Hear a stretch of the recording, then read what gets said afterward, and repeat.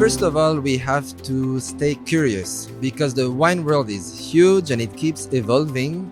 So even though we think we know a region, we don't know it that well. For instance, I've studied a lot some regions of Spain like Rioja and Ribera del Duero. But then when I went to visit them, I realized that I didn't know nothing about those regions. So stay curious. Also, we have to like the guest experience. Like I said during the masterclass, yes, our passion is wine, but we have to be passionate about service because an amazing taster, somebody that has a lot of theory is one thing, but I prefer to hire to work with somebody that loves service. To me, that's the most important thing. And then you have to like teamwork, okay? Because we have a special role in the restaurant, but we have to keep a vision of everything of what's going on, and we have to like and to be able to work with all the different people in the teams. And so I think, yeah, those would be the tip for me. In Spain, and in general, the wines are unique. Okay, Spain has the luck in a sense to have different climates.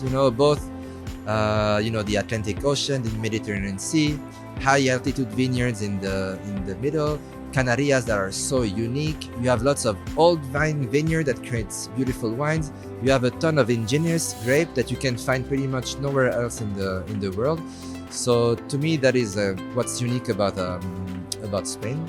And right now for Spanish wines on our Canadian market, I think it's a really good timing. First of all, the white wines have never been as good, and we're drinking more and more white. Also, right now, we don't have access to the American wines. And so Spain can, of course, make delicate, fresh wines, but they can also make strong, powerful, bold, oaky wines. And so I think that would be a good moment to really push. And also, Sommelier, I believe in Canada, Sommelier are quite curious. We want to discover something new. And I think we are all rediscovering what's going on in Spain. Of course, we know Rioja, Ribera del Duero, Rías Baixas, but there is lots of more to discover. And one of the big revolution, I believe, is the high altitude Garnacha, whether from the classic regions or from Sierra de Gredos. I also think the big revolution is coming from Andalusia and Jerez. They changed the law not a long time ago to allow new varieties. Also, some of the styles like Fino, they don't have to add alcohol anymore, so they can keep that beautiful freshness, saltiness with lower alcohol, which is, I think, a trend right now. So I think the future is bright for a Spanish wine on our Canadian market. So I think we put a lot of pressure on the 18-25 years old bracket. If I talk about myself, I was not drinking wine at 18. I preferred beer, I preferred cocktails. With some friends, a bottle of rum that you had some juices in it was more affordable, and you don't need a corkscrew whatsoever. But how we will bring those the youth towards wine, I think it's through education, is through meals, is to try to break all the rules and boundaries. I think when you know a little bit more about wine, you can appreciate it a little more, but not necessarily. Like I don't know a lot about filmmaking, okay? But I can enjoy a movie. I don't know to know every single detail. And I feel like with the wine, sometimes we put so many rules and stuff that it's intimidating. So if we want to catch the youth, we have to make it more fun, more accessible, and bring back the tradition of eating and drinking together. I don't know in Spain, but I've read an article about France, like the average time that French people have to have a dinner at night, or the Sunday dinner, is way smaller than before.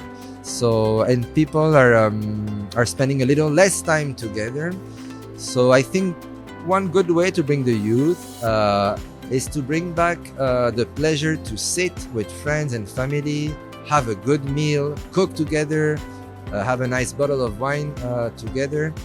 I believe that would be the good way to bring it back to the table and make it more fun and simple. So right now, I believe we are in a crisis.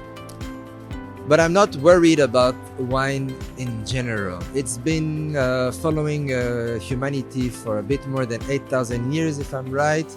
There's been some big crises like phylloxera. 3/4 of Europe, the vineyards disappeared.